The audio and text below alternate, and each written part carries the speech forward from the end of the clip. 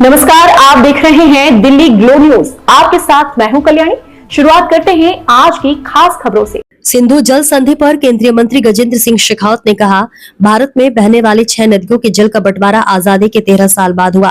13 साल बाद हुए इस बंटवारे में जहां जमीन का 80% हिस्सा भारत में था, केवल 20% पूर्वी और पश्चिमी पाकिस्तान को मिला था, वहां 80% पानी भारत के किसानों के भविष्य को दांव पर लगाकर तत्कालीन प्रधानमंत्री नेहरू जी ने पाकिस्तान को देना स्वीकार किया।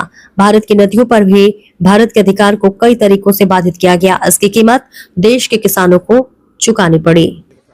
देखिए, देश के बंटवारे के समय में भारत से प्रवाहित होकर के भारत में बहने वाली 6 नदियां, उन नदियों के जल का बंटवारा आजादी के लगभग 13 साल बाद हुआ है। और 13 साल बाद हुए उस बंटवारे में जहां जमीन का 80% हिस्सा भारत में था, 20% केवल पूर्वी और पश्चिमी भारत पाकिस्तान को मिला था, वहां 80% पानी भारत के किसानों के भविष्य को दांव पर लगा करके 80% पानी जो है वो तत्कालीन प्रधानमंत्री नेहरू जी ने वो पाकिस्तान को देना स्वीकार किया। रावी, व्यास और सतलज, ये 3 नदियां भारत के हिस्से में आई और सिंधु, चेनाब और झेलम, ये तीनों नदियां जो है वो पाकिस्तान को दे दी गई। इतना ही नहीं, भारत की नदियों पर भी भारत के अधिकार को कई तरीकों से बाधित कर दिया गया। उसकी कीमत निश्चित रूप से देश के किसानों को चुकानी पड़ी। इतना ही नहीं, दुनिया की एकमात्र ऐसी ट्रीटी है जिस ट्रीटी में 2 पक्षों के साथ में कोई तीसरा पक्ष मौजूद है। वर्ल्ड बैंक तीसरा पक्ष मौजूद था और वो किसी भी ट्रीटी में ऐसा कभी भी ट्रीटी का संयोजन करने वाला व्यक्ति हमेशा बीच में बना रहेगा, ऐसा कोई विधान नहीं होता। वर्ल्ड बैंक को परमानेंट उसमें मिडिलमैन बना दिया गया।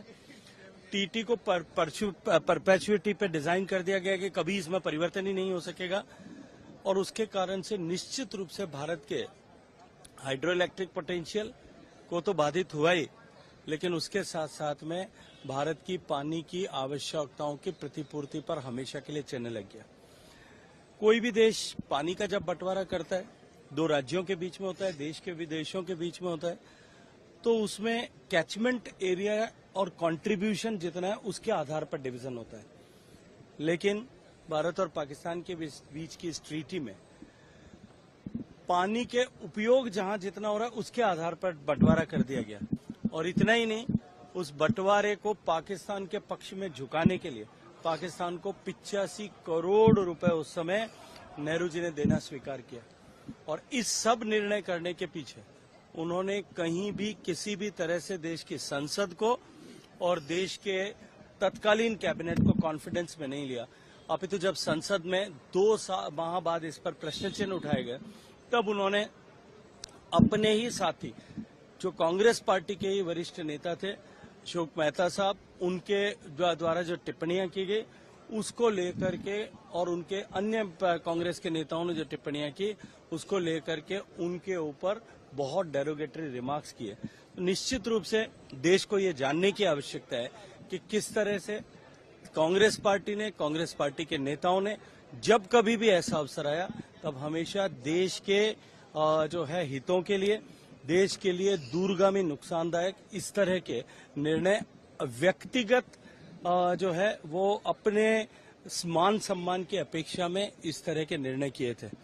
जो मिस्टर निरंजन गुलाटी, जो भारत की तरफ से मध्यस्थ की भूमिका इस पूरे ट्रीटी को डिजाइन करने के लिए, ट्रीटी पर निर्णय करने के लिए निभा रहे थे, उन्होंने अपनी पुस्तक में लिखा है कि मैं जानता था कि ये भारत के खिलाफ हो रहा है और ये समझते हुए और ये भारत के दूरगामी हितों को नुकसान पहुंचाएगा, मैंने प्रधानमंत्री को कई बार संदेश भेजे।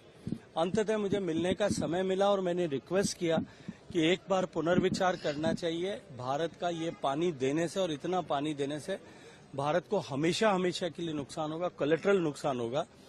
तो उन्होंने लिखा है कि नेहरू जी ने कहा कि ये इससे ज्यादा पानी दे करके भी यदि ये समझौता हो जाता है तो मैं उसके लिए राजी हूं।